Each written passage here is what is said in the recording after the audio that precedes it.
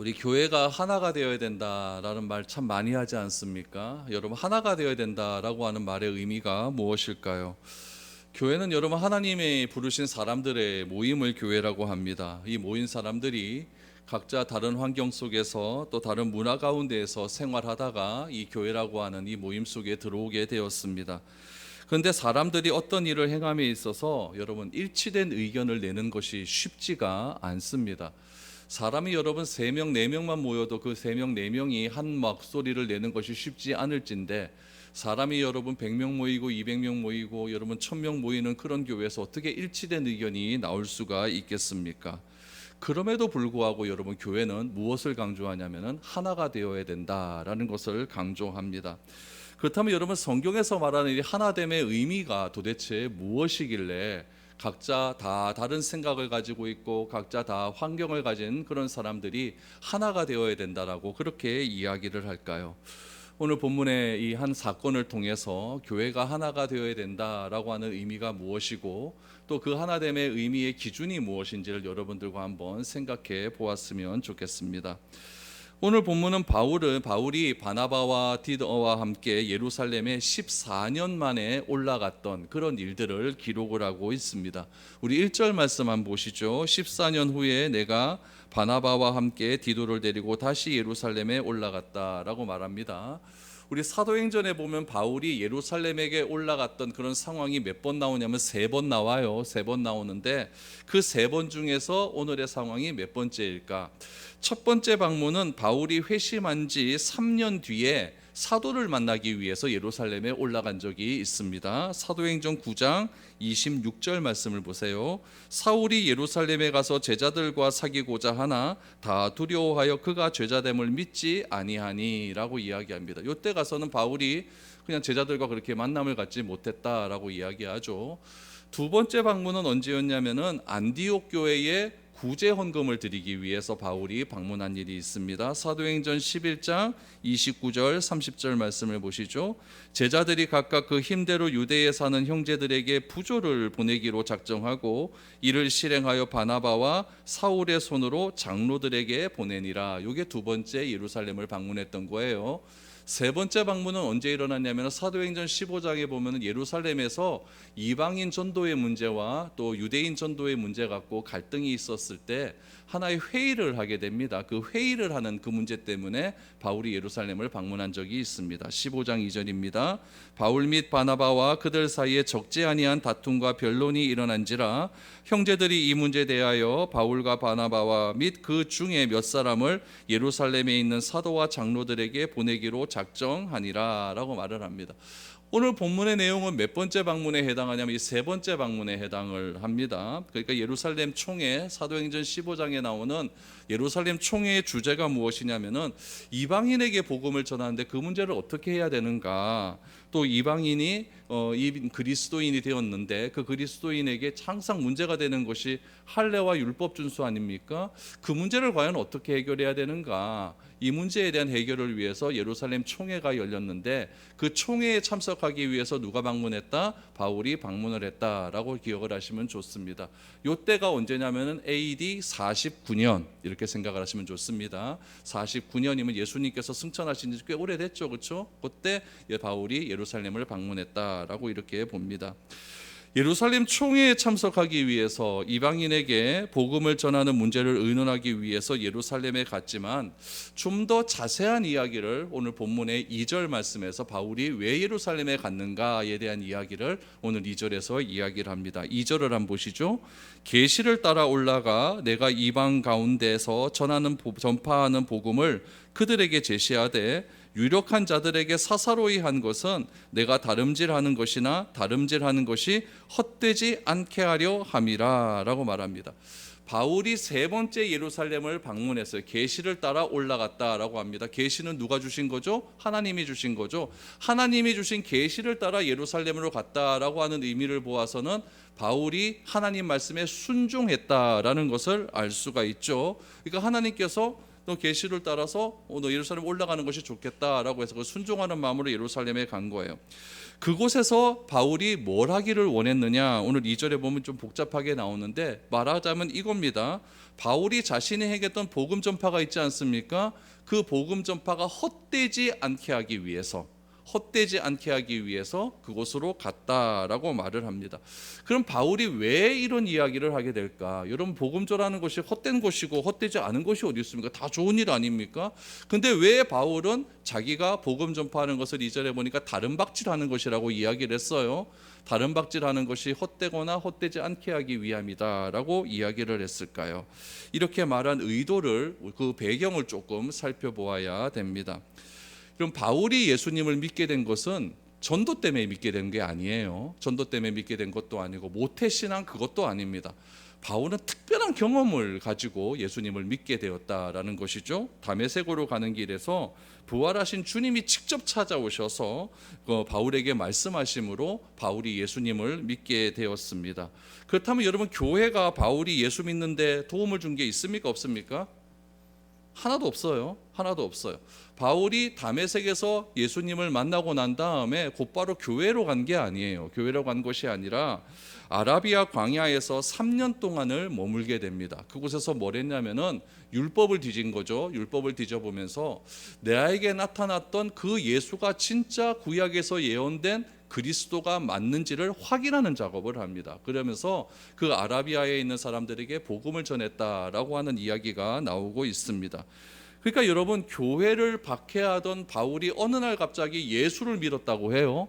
그리고 3년 동안 성경의 확인을 통하여서 오늘 첫 번째 방문했을 때 예루살렘에 갔더니 제자들이 바울이 예수님을 믿었다는 것을 믿었다고 합니까? 안 믿었다고 합니까? 아까 1절에 보니까, 아까 우리 첫 번째 바울을 방문했을 때 사도행전 말씀 보니까 안 믿었다고 하죠. 그런 일들이 있었다라는 이야기죠. 그래서 바울을 사도들에게 소개했던 인물이 누구냐면 바나바예요. 그러니까 바나바는 바울에게서 굉장히 중요한 역할을 했던 사람이죠. 그러니까 바울이 예수님을 믿게 된 것은 사도들 때문에 믿게 된 것이 아니라 특별한 하나님의 경험이 있는 거예요. 하나님의 특별한 계시가 있었다는 이야기죠. 그 이야기를 바울이 갈라디아서에서 이렇게 이야기합니다. 갈라디아서 1장 12절을 보시면, 이는 내가 사람에게서 받은 것도 아니요 배운 것도 아니요 오직 예수 그리스도의 계시로 말미암은 것이라 라고 말을 합니다. 그러니까 바울은 그 당시에 예수를 믿었던 사람들하고 예수를 믿게 된 과정이 조금 달랐다라는 것을 알 수가 있는 것이죠. 거기에다가 예루살렘에 올라간 이유도 2절에 보니까 뭐를 따라서 올라갔다? 계시를 따라 올라갔다라고 말을 하니까 바울은 여러분 특별한 경험을 가지고 있었던 그런 사람이었다라는 것을 알 수가 있죠. 여러분, 2절 말씀에 보니까 예루살렘에 와서 바울이 누구를 만나기를 원했냐? 유력한 자들을 만나기를 원했다라고 이야기해요. 이 유력한 자라는 것은 유명한 사람이 아니라 예루살렘 교회의 지도자를 의미해요. 예루살렘 교회의 지도자를 유력한 자 이렇게 표현했어요. 그 당시에 예루살렘 교회의 유력한 자는 누구냐면 베드로, 또 야고보서를 쓴 예수님의 동생 야고보, 또한 요한 이런 사람들이 있었습니다. 그러니까 베드로, 야고보, 요한 이런 사람들이 유력한 자들이었다고 한다면, 이 바울은요, 이 세 번째 이 예루살렘에 올라가서 이 사람들과 만나서 자신이 복음을 전한 일들에 대한 공증을 받기를 원했다라는 것을 알 수가 있는 것이죠. 그러니까 지금까지 바울이 다메섹에서부터 예수님을 만난 이후에 사역한 모든 일들을 누구에게 말하기를 원한 겁니까? 예루살렘 교회에 있는 지도자들에게 말하기를 원한 거예요. 다시 말하면은 그 당시까지만 해도 여러분, 바울을 바라보는 예루살렘 사람들의 시선이 별로 안 좋았어요. 여러분도 그럴 것 같지 않습니까? 여러분들도 나를 되게 괴롭히는 깡패가 하나 있어요. 깡패가 하나 있는데 어느 날 갑자기 나 예수 믿었다고 하면서 여러분들에게 띵 나타나서 우리 교회 등록했다. 야, 그 사람을 받아들일 수 있을까? 이거 조금 심각한 문제가 돼요. 막 이렇게 삐딱하게 바라보는데 그 사람이 이제 막 전도를 열심히 해서 막 뭐 귀한 열매들이 막 나타난다는 거죠. 그럼 저 사람 진짜 예수 믿는 거 맞네? 이렇게 생각할 수 있을 것 아니겠습니까? 그런 과정에 갈등을 없애고자 하는 것이죠. 그러니까 제자들도 저 사람이 예수님을 그렇게 죽이려고 했던 사람인데 어느 날 갑자기 예수 믿고 나와가지고 1차 전도 여행, 2차 전도 여행 나와가지고 교회 막 세우고 그 막 이랬다는 이야기죠. 이방인들에게 막 복음을 전하고 막 난리가 났다는 이야기죠. 그것을 어떻게 바라봐야 되는가, 이런 문제들이 좀 있을 것 아니겠습니까? 그러니까 바울도 바울도 내가 이렇게 전도 열심히 해서 교회도 세우고 하나님 나라 열심히 했는데 예루살렘 교회가 인정 안 하면 이것도 문제가 되는 것 아니에요. 요 갈등을 없애기 위해서 예루살렘으로 올라왔다라고 2절에서 그렇게 이야기하고 있는 거예요. 요 때가 언제냐면요, 1차 전도 여행 끝나고 2차 전도 여행 끝났을 그 즈음입니다. 바울이 여러분 두 번의 전도 여행을 통해서 얼마나 많은 교회를 세웠어요? 얼마나 많은 사람들이 또 교회에 또 들어가게 되었습니까? 이런 모든 것들을 예루살렘 교회가 다 알고 있었다는 이야기죠. 바울이 전도 여행을 시작하게 된 동기도 참 재미있어요. 바울이 그 예루살렘에 갔다가 제자들이 바울을 인정을 안 해버리니까 바울이 삐져갖고 어디로 갔냐면 자기 고향으로 가버립니다. 다소로 갔어요. 다소로 가서 이렇게 있었는데, 그때 갑자기 스데반이 죽고 난 다음에 예루살렘이 난리가 나거든요. 막 사람이 흩어지잖아요. 흩어진 사람들 가운데 어디로 간 사람들이 있었냐면 안디옥으로 간 사람이 있었다는 거예요. 안디옥에 가서 흩어진 사람들이 열심히 기도하고 전도했더니 교회가 폭발적인 부흥이 일어났거든요. 그래서 예루살렘 교회에서 안디옥 교회로 사람을 하나 파송하는데 그 사람이 누구다? 바나바였어요. 바나바가 그때 기억나는 사람이 바울이 기억나는 거죠. 그래서 다소까지 가서 바울 데리고 와서 우리 안디옥 교회에서 같이 목회하자, 그래서 둘이 목회했더니 난리가 난 거죠. 그래서 그때부터 안디옥 교회에 그리스도인이라고 하는 사람들이 막 등장을 하기 시작한 거예요. 그러다가 바울과 바나바가 안디옥 교회가 파송을 하는 거죠. 그게 세계 최초의 선교사 아닙니까? 그래서 안디옥 교회를 통해서 파송되었고, 파송된 바울과 바나바가 열심히 다니면서 1차 전도여행 다니고 2차 전도여행 다니면서 얼마나 많은 일들을 했습니까? 근데 문제는 무엇이냐면 예루살렘 교회가 이걸 잘 인정을 안 하는 거예요. 바울 저거 진짜 맞아? 막 이런 식의 인정을 안 하는 그런 분위기고 있는 것이죠. 여러분, 이런 상황에서 바울이 독자적으로 나는 내대로 하겠다라고 해도 여러분 누가 반대하는 사람이 있을까요? 없을까요? 없습니다. 왜냐하면 바울은 특별한 경험을 한 사람이거든요. 여러분, 교회에서도 그런 사람들이 있어요. 교회에서도 어느 날 갑자기 나는 기도하다가 하나님의 음성을 들었어. 하나님이 나에게 무슨 말씀을 하셨는데 너는 뭐 어떻게 하라, 어떻게 이렇게 나에게 말씀하셨어, 이렇게 말하는 분들 들어봤습니까? 안 들어봤습니까? 들어봤죠? 그런 분들 교회 말 듣습니까? 안 듣습니까? 안 들어요. 나는 직접 하나님한테 말씀 들었으니까 교회 네가 뭐, 이런 마음이 조금 있는 것 같아요. 그래서 교회의 권위를 잘 인정하지 않아요. 그래서 바울도 말할 때 그렇게 특별한 경험을 한 사람들은 자기 혼자 독자적으로 하지 말고 교회의 권위에 순종해서 교회와 함께 사역해라 라고 하는 말씀들이 있습니다. 그런 말씀에 의하면 보면은 바울도 특별한 경험을 했던 사람들이기 때문에 교회 권위 인정 안 하고 또 자기를 따르는 사람들이 얼마나 많습니까? 교회 얼마나 많이 세워요. 그러니까 자기 나름대로 총회 하나 세워갖고 자기가 총회장하고 그렇게 해도 아무런 문제가 없다는 이야기예요. 그러나 바울은 무엇을 생각했느냐? 하나님의 일을 하는데, 주의 복음을 전파하는데 가장 모교회라고 할 수 있는 예루살렘 교회와 갈등이 있는 상태에서 하나님의 일을 한다는 것이 무슨 의미가 있겠는가? 이 점을 생각하는 거예요. 여러분, 그렇지 않습니까? 교회와 교회가 다 하나님의 일을 해요. 그런데 하나님의 일을 한다고 하면서 이웃교회가 싸우고 이웃교회가 다투고 이런 것들이 무슨 하나님께 영광이 되겠습니까? 비록 교회가 하나님의 일을 해서 많은 어떤 결실을 얻은다 할지라도 그 결실 때문에 다른 교회와 다툼이 있고 갈등이 있다면 이건 하나님께 감사하고 하나님께 영광 돌릴 일이 아무것도 아니라는 이야기예요. 아무리 바울이 이방인들에게 나아가서 복음을 전파하고 수많은 교회를 세우고 많은 사람들이 돌아와서 예수를 그리스도로 믿는 그런 확신들이 많이 있다 할지라도, 여러분, 그것이 예루살렘 교회와의 갈등을 소장하는 문제라고 한다면은 절대 이것이 하나님이 기뻐하시는 일이 아니라는 것을 누구는 알고 있었느냐? 바울은 알고 있었다라는 이야기예요. 더군다나 또 하나 무엇이냐? 이방인 교회, 이방 지역에 가서 교회를 세울 때마다 일어나는 갈등이 무엇이었습니까? 유대인 그리스도인이 꼭 걸고 넘어지는 것이 있었죠. 할례 문제, 율법 준수 문제. 이 문제도 해결을 해야 되는 거예요. 이 문제도 해결해야 되는 거예요. 이방인들에게 바울에게 복음을 전할 때는 뭐라고 전했냐면 예수를 그리스도로만 믿으면 할례고 그런 건 아무것도 필요 없다, 다 구원받았다, 이렇게 얘기를 했는데, 유대교에서 있다가 예수를 믿게 된 사람들은 그것도 중요하지만 뭐도 중요하다? 할례 받는 것도 중요하다. 이 문제가 계속 갈등으로 일어나게 되었다라는 이야기죠. 여러분 이런 것들이 계속 갈등이 일어나게 되면 오늘 바울은 뭐라고 얘기하느냐? 여러분 거짓 선지자들이 들어와서 이런 갈등들을 더 부추겨 버린다. 이렇게 이야기를 하게 되는 것이죠. 여러분 그렇게 되면은 여러분 교회가 복음 안에서 건전하게 성장할 수가 없는 겁니다. 그러니까 바울은 교회가 덩치가 커지고 교회가 몸집이 불러지고 사람들이 많이 모여지고 이런 거 다 좋다는 거예요. 다 좋지만은 중요한 건 무엇이냐면 건강하게 자라는 것이 중요하다. 그 건강함의 기준을 바울은 무엇이라고 이야기하냐면은 복음이라고 이야기하고, 그 복음의 핵심 가치는 무엇이다? 화평이다.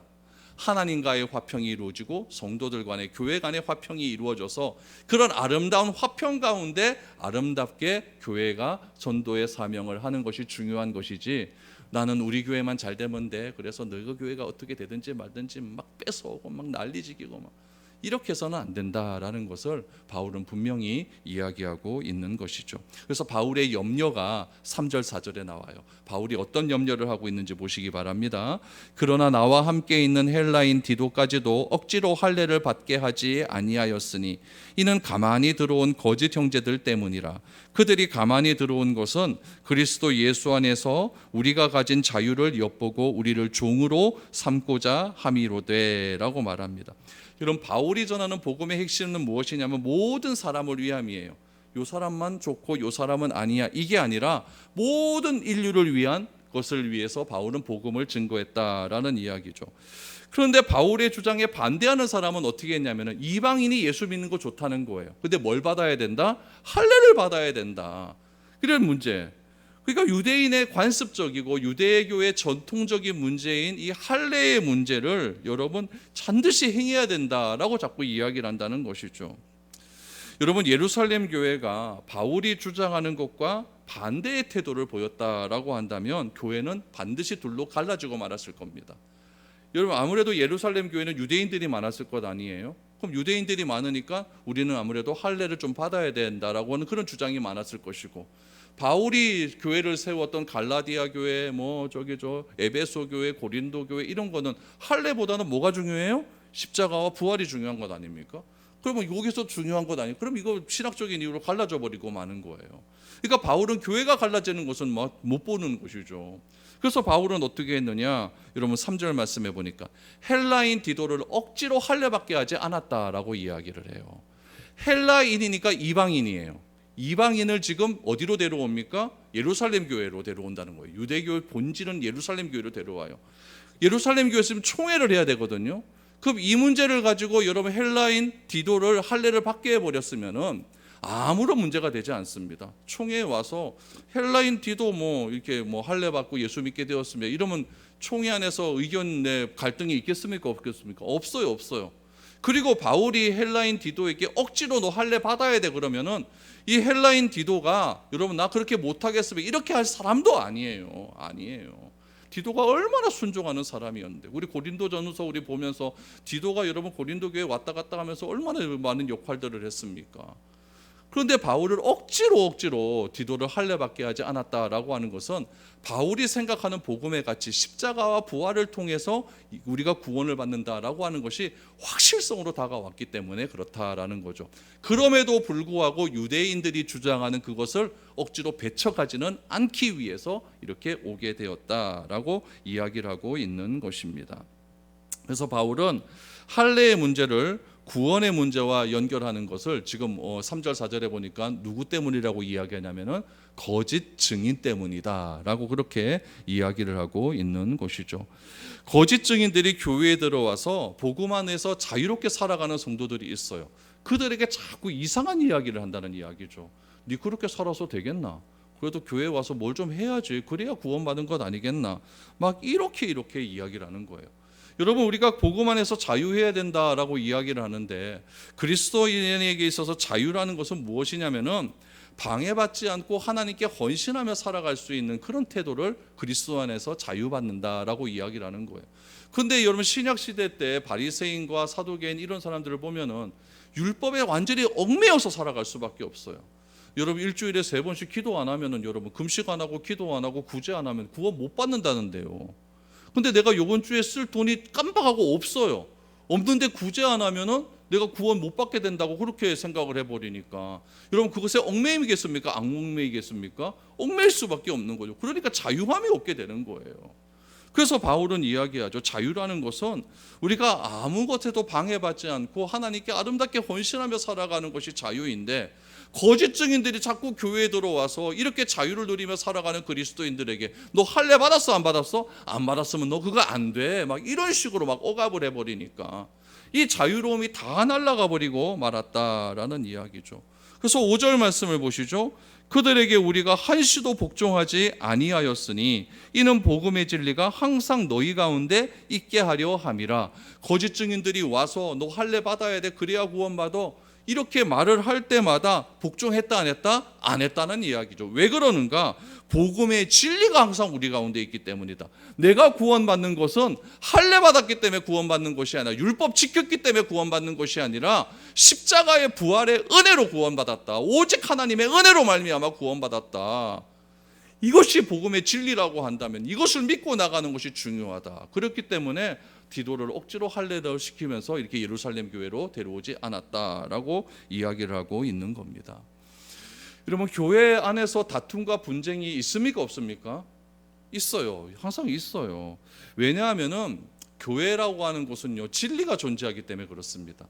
여러분, 진리가 존재하는 곳에는 항상 가짜가 있어요.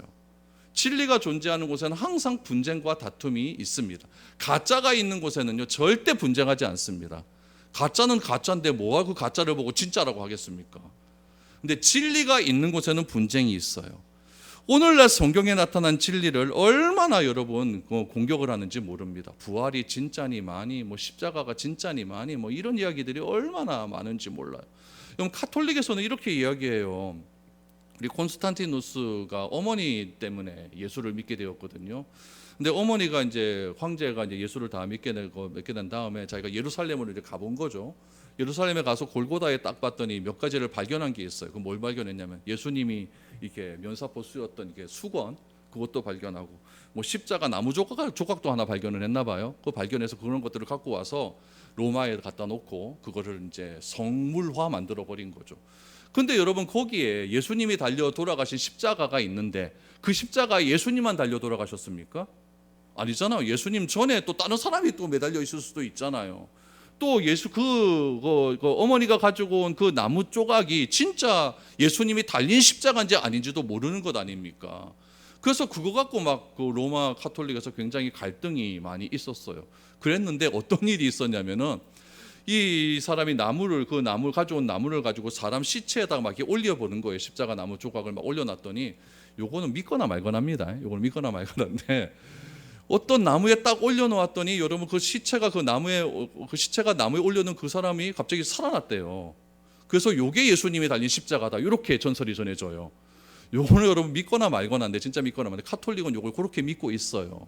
그렇게 믿고 있어요.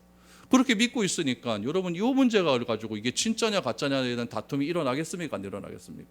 일어나는데 걔네들은 그거를 진짜 그렇게 믿고 있는 거예요. 그러니까 여러분, 교회에서도 이런 다툼이 일어날 수 있다는 이야기. 나는 특별한 경험했어. 그러니까 나를 따라와야 돼. 저 말씀 다 가짜야. 이렇게 나올 수 있는 것 아니겠습니까? 이런 것에 대해서 예수님께서는 어떻게 말씀하셨는가 잘 보시기 바랍니다. 마태복음 18장 17절 18절입니다. 만일 그들의 말도 듣지 않거든 교회에게 말하고 교회의 말도 듣지 않거든 이방인과 세리와 같이 여기라. 진실로 너희에게 이르노니 무엇이든지 너희가 땅에서 매면 하늘에서도 매일 것이요 무엇이든지 땅에서 풀면 하늘에서도 풀리리라 라고 말합니다.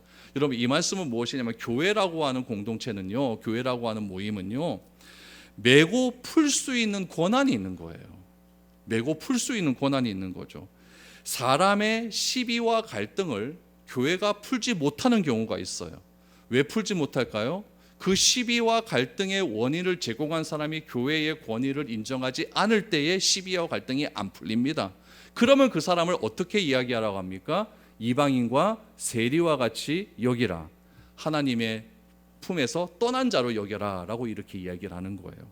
그러니까 이건 무엇이냐면은, 교회가 어떤 교회에서 일어나는 문제를 잘 해결하면, 땅에서도 해결하면 하늘에서도 어떻게 된다? 풀릴 것이다 라고 이야기하는 거죠. 그만큼 이것은 무엇을 이야기하냐면은 교회라고 하는 모임은 일치됨이 중요하다는 이야기예요.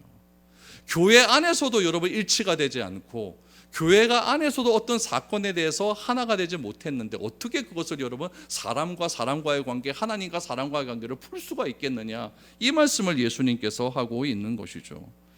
다시 말하면 여러분 4절에서 교회에 가만히 들어온 사람들이 복음 안에서 자유를 누리고 평안을 누리는 사람을 뭘로 삼는다? 종으로 삼아버린다는 얘기예요. 자유롭지 못하게 신앙생활하게 만들고 이거를 해야 돼, 그래야 네가 구원받아, 이렇게 종노릇하게 만들어버렸다라는 이야기예요.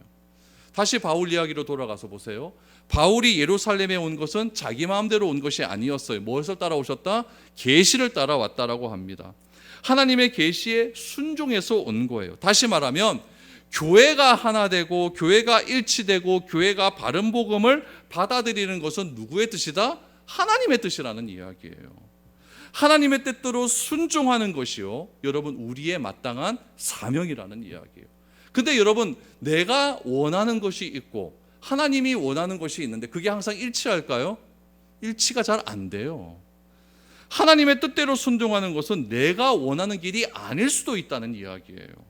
그래서 우리가 해야 될 것이 무엇이다? 기도해야 된다는 거예요.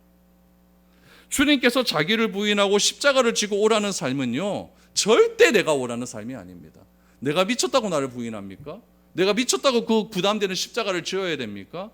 근데 주님께서 그렇게 하라고 하시니까 내가 그것을 하기 위해서 내가 할 수 있는 방법은 뭐밖에 없다? 기도밖에 없는 거예요. 기도를 통해서 나의 의지를 꺾을 수밖에 없다는 이야기죠. 그래서 여러분 우리가 기도를 통해서 그런 삶이 하나님의 뜻임을 확인하기 위해서 내 뜻을 부정하고 부인하고 가는 길이 십자가의 길이라는 이야기예요. 이런 길을 뭐라고 이야기하느냐, 오늘 바울은 계시를 따라 살아가는 삶이다. 내가 계시를 따라 올라갔다라고 말을 하고 있는 겁니다. 그러므로 여러분 우리가 기도하는 목적은 무엇이냐면은 내 뜻을 주장하기 위해서 기도하는 것이 아니라 하나님의 뜻이 어디 있는지 확인하기 위해서 기도하는 거예요. 그러다가 내 뜻과 하나님의 뜻이 반대가 되고 충돌한다면 누구의 뜻을 꺾어야 됩니까? 내 뜻을 꺾고 하나님의 뜻을 따라가서 오늘 바울의 말씀처럼 계시를 따라 올라가는 것이 나를 부인하고 십자가를 지고 가는 삶이라는 것을 오늘 우리에게 이야기하고 있는 거예요. 바울이 여러분 이런 삶을 살았어요, 안 살았어요? 살았다는 것을 여러분 성경을 통해서 우리는 잘 알 수 있어요. 여러분 사도행전 20장 22절 이하의 말씀에 보면 이런 말씀이 있어요. 보라, 이제 나는 성령에 매여 예루살렘으로 가는데 거기서 무슨 일을 당할지 알지 못하노라. 오직 성령이 각성해서 내게 증언하여 결박과 환난이 나를 기다린다 하시나 내가 달려갈 길과 주 예수께 받은 사명 곧 하나님의 은혜의 복음을 증언하는 일을 마치려 하면은 나의 생명조차 조금도 귀한 곳으로 여기지 아니하노라. 보라, 내가 여러분 중에 왕래하며 하나님의 나라를 전파하였으나 이제는 여러분이 다시 다 내 얼굴을 다시 보지 못할 줄 아노라 라고 했어요. 무슨 말이냐면은 바울이 로마로 간다 그래요. 예루살렘으로 간다 그래요. 에베소의 장로들이 뭐라고 이야기해요? 예루살렘에 가면 당신 죽이려고 밥도 안 먹고 버티는 그런 사람들이 있습니다. 절대 가지 마십시오. 장로들이 얘기해요. 내가 기도해 보니까 절대 당신은 가면 안 됩니다 라고 난리가 난 거예요. 그때 바울이 뭐라고 이야기하냐면은 나는 성령에 매여서 예루살렘에 가면 무슨 일이 일어날지 알지는 못한다. 그런데 어느 날 성령이 나에게 뭐라고 이야기하느냐, 결박과 환난이 기다린다고 한다. 여러분들에게 하나님이 딱 말씀하시면서 너 거기 가면 너 결박과 환난이 기다려, 갈래 안 갈래? 그러면 가겠습니까 안 가겠습니까? 목사도 가지 말라 그래요. 가겠습니까 안 가겠습니까? 목사님이 안 가지 말라고 하니까 내가 어떻게 가겠습니까? 이렇게 합리화시켜 버리겠죠. 근데 바울은 못하고 하느냐, 나의 달려갈 길과 주 예수께 받은 사명이 있기에 나는 그 길을 가야 된다. 여러분 특별히 25절 말씀을 보세요. 내가 여러분 중에 왕래하며 하나님 나라를 전파하였으니. 예배소 교회에서 여러분 얼마나 바울이 죽어라고 고생하면서 그들에게 복음을 증거했습니까? 이제는 여러분이 다 내 얼굴을 다시는 보지 못한다 할지라도 나는 가야 된다, 이렇게 말하는 거예요. 그래서 바울이 밀레도에서 에베소 장로를 다 불러 모으고 그들과 끌어안고 통곡을 합니다. 통곡을 하면서 떠나게 돼요. 떠났는데 더 웃긴 게 뭐냐면은 밀레도에서 떠나서 어디로 도착을 하냐면은 여러분 그 배 타고 가면 가이사라라고 하는 항이 있거든요. 지중해에. 거기를 도착해요. 거기에 도착했더니 누가 있냐? 빌립이라고 하는 7 집사 중에 하나가 있어요. 그 7 집사 중에 잠시 거처하고 있는데 거기서 어떤 선지자가 왔느냐? 아가보라고 하는 선지자가 와요. 이 아가보라고 하는 선지자가 하나님을 잘 전하는 그런 선지자예요.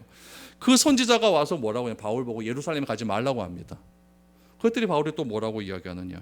사도행전 21장 13절 14절 보세요. 바울이 대답하되 여러분이 어찌하여 울어 내 마음을 상하게 하느냐?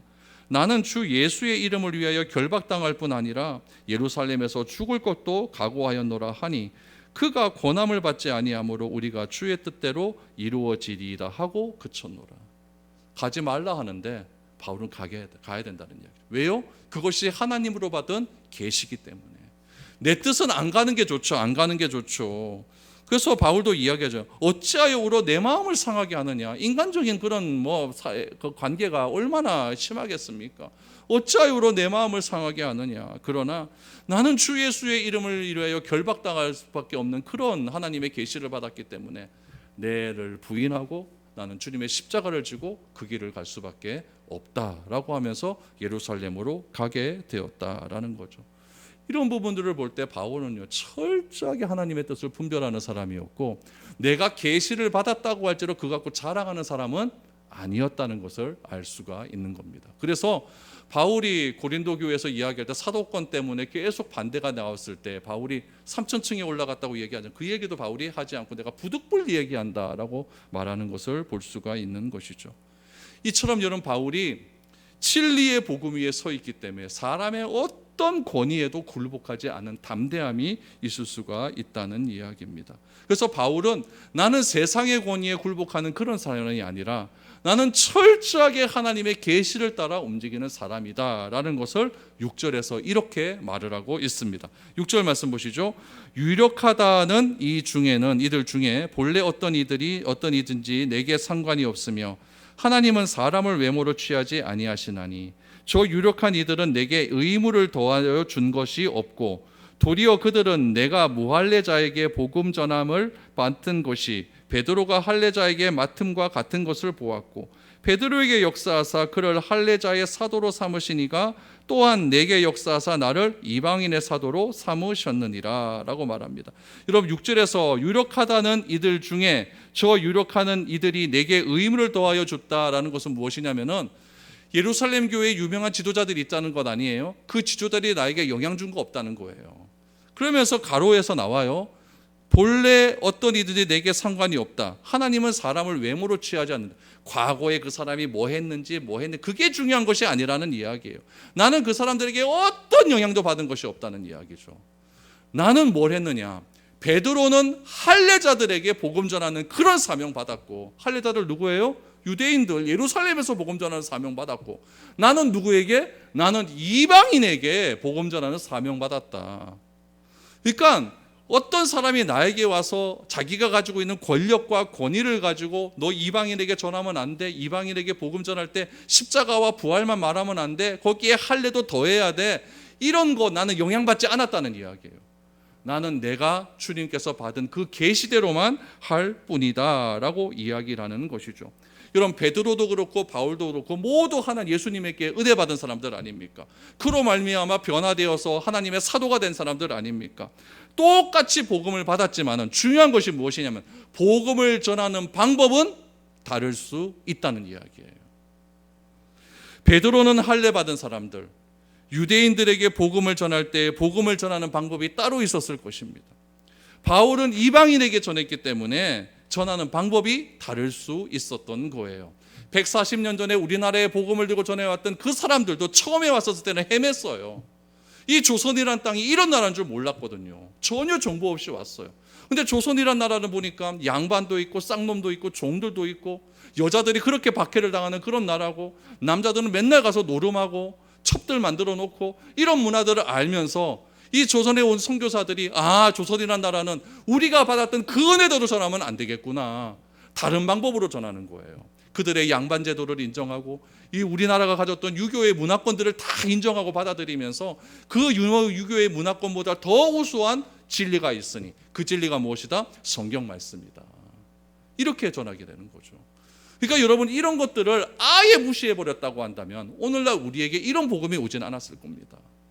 그러나 베드로에게 전한 그 복음의 은혜가 달랐기 때문에 베드로는 복음 전하는 방법이 달랐을 것이고, 바울은 복음 전하는 대상이 이방인이었기 때문에 그들에게 전하는 방법이 달랐다라고 이야기를 하고 있는 것이죠. 그래서 바울은 예루살렘의 교회에 있는 그 유력한 자들, 베드로, 야고보, 요한, 이런 사람들이 바울이 가진 생각을 알고 있었음을 이렇게 고백을 합니다. 9절 10절 보세요. 또 기둥같이 여기는 야고보와 게바와 요한도 내게 주신 은혜를 알므로, 계시받았다는 것을 알았다는 이야기죠. 나와 바나바에게 친교의 악수를 하였으니 우리는 이방인에게로 그들은 할례자에게로 가게 하려 함이라. 다만 우리에게 가난한 자들을 기억하도록 부탁하였으니 이것은 나도 본래부터 힘써 행하여 왔노라. 예루살렘에서 주로 사역했던 야고보, 베드로, 요한은 유대인 대상으로 복음을 전했고, 바울과 바나바는 이방인을 위한 복음 전파에 주력을 했습니다. 이 두 그룹이 어떻게 하느냐, 너에게 전한 복음의 방법이 맞고 너에게 전한 복음의 방법은 틀려, 이렇게 말하는 것이 아니라, 오늘 보니까 19절 말씀해 보니까 뭘 했다고 합니까? 친교의 악수를 했다라고 얘기해요. 서로 합의한 거예요. 너의 방법도 인정하고 우리의 방법도 서로 인정하자. 여러분, 하나님 나라의 복음을 전하는 일이 얼마나 귀한 일입니까? 그런데 인간의 잘못된 그 방법 때문에 하나님의 나라의 본질이 깨트려 버린다면, 여러분, 이거는 얼마나 잘못된 일인지 몰라요. 본질은 무엇입니까? 복음이에요. 비본질은 방법이에요. 그 비본질에 우리가 얼마나 집착하고 있는지 모릅니다.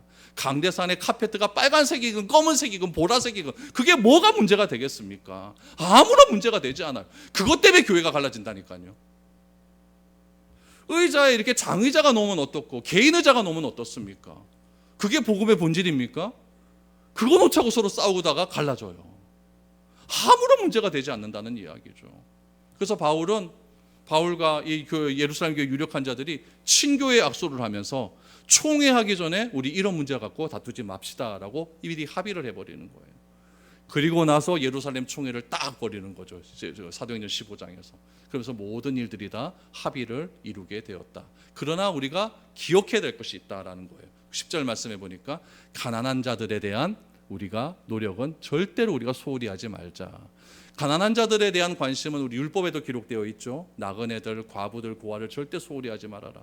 그래서 베드로와 요한과 야고보도 여러분 복음을 증거하면서 여러분 구제하는 일에 최선을 다했잖아요. 그런 일에 우리도 힘썼고, 바울과 바나바도 이방인에게 복음 전하는 데 있어서 가난한 자들은 절대로 소외하지 않았다라는 것을 이야기하고 있는 것입니다.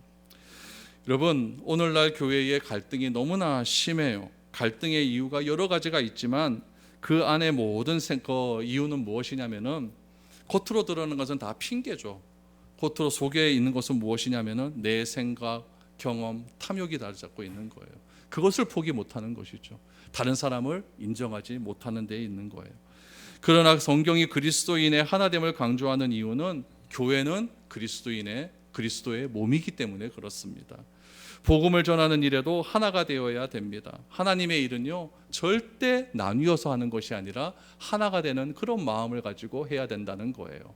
본질적인 것은 하나님 나라 확장에 있는 것이고, 그 확장함에 있어서 방법은 다를 수 있다 할지라도 그 방법을 배타적으로 보는 것이 아니라 그 방법을 서로 인정하고 받아들임을 통하여서 우리가 어떻게 해서든지 하나님 나라 확장하는 일에 최선을 다하자라는 것이 가장 중요한 일이다라는 것이죠. 여러분, 이 사실을 꼭 잘 기억할 수 있기를 바랍니다. 그래서 우리 교회 안에서도 서로 사랑하고 서로 힘쓰고 애쓰는 일에 있어서 서로 갈라지지 말고, 얼마 되지 않은 이론 갖고 갈라지고 싸우고 뭐가 그래 좋습니까? 싸우지 마시고 서로 하나 되는 마음으로, 위해주고 기다려주는 마음으로 하나가 되어서 하나님 앞에서 친교의 약속을 많이 해낼 수 있는 저와 여러분들의 삶이 될 수 있기를 축복드립니다.